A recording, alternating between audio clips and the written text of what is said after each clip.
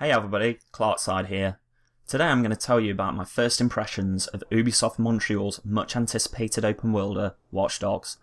Why am I making a first impressions video and not a full review when the game has been out a week?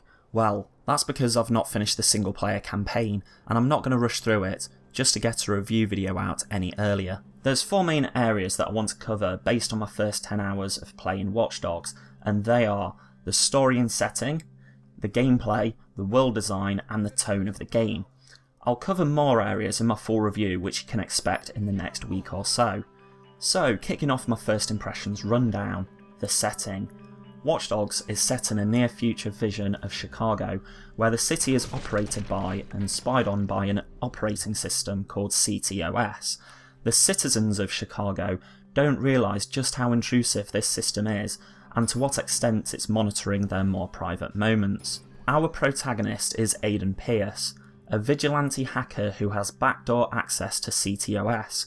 He uses these exploits as a weapon on his warpath to get revenge on the people who have wronged his family. I won't say any more than that because I'll be venturing into spoiler territory.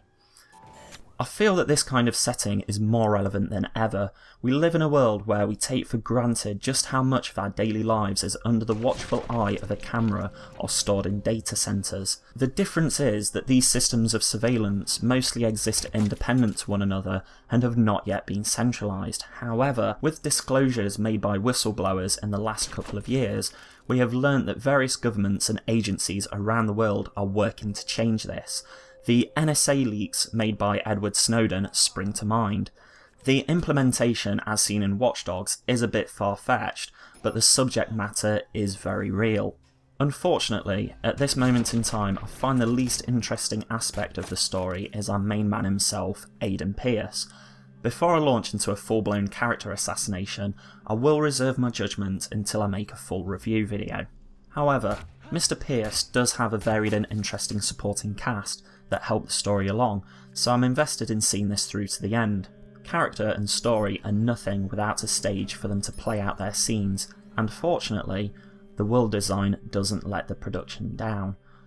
I will admit that at first I thought Ubisoft's vision of Chicago was bland and characterless, but the more I explore the suburban streets and city blocks, the more I appreciate its subtleties.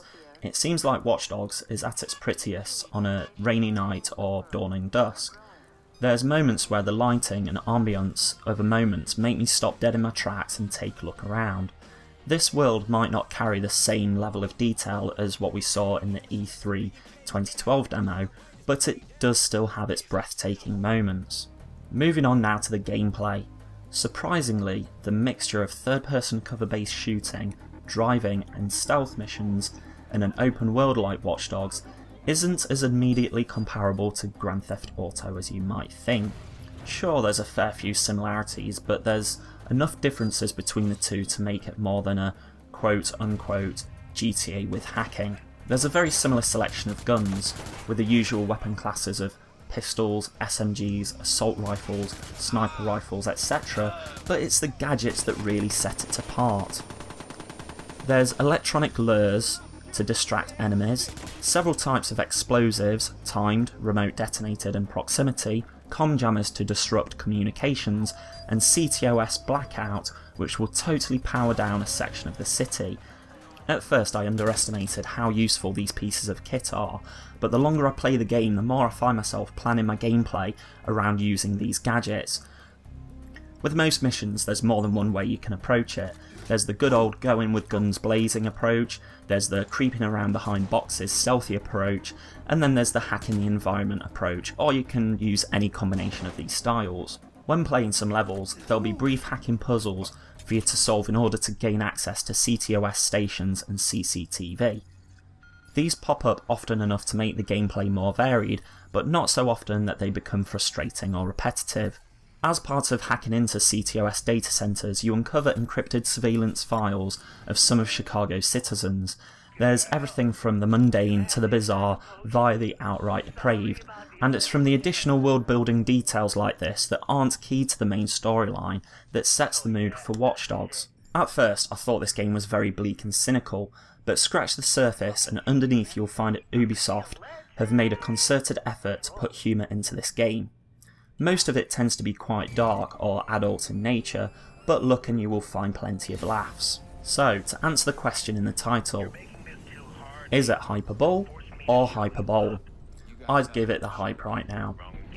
I think that some reviews have been unfair in not moving beyond the GTA comparison. For me, the appreciation comes from playing the game over a period of time and living inside its world for a while.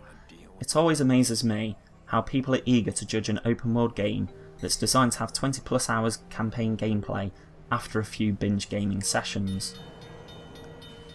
Personally, I'm excited to play the rest of Watch Dogs, at my own pace, savouring all the side missions and mini games as I go along, and as I said before, living inside its world for a little while. I think this game has massive potential for sequels. I'd like to see some other cities, perhaps San Francisco, Washington, New York maybe, but there's been plenty of other games set in or inspired by the Big Apple that I'd rather see somewhere else. Or maybe a city outside of America even. We start to see CTOS on a global scale. London would be very close to my own heart, or Paris, Shanghai, Tokyo. The list goes on, and the possibilities fill me with hope for this new franchise's future. If I was to make one more comparison to another game series, then it would be Assassin's Creed. With Assassin's Creed 1, it was a proof of concept. It was the groundwork for future games in the series to expand upon and make more feature rich. I'm going to leave my first impressions there, and I'll give my final verdict in my full review. Until then, I want to thank you all for watching. Please support this video by leaving the old thumbs up down below and subscribe to my channel if you haven't done so already.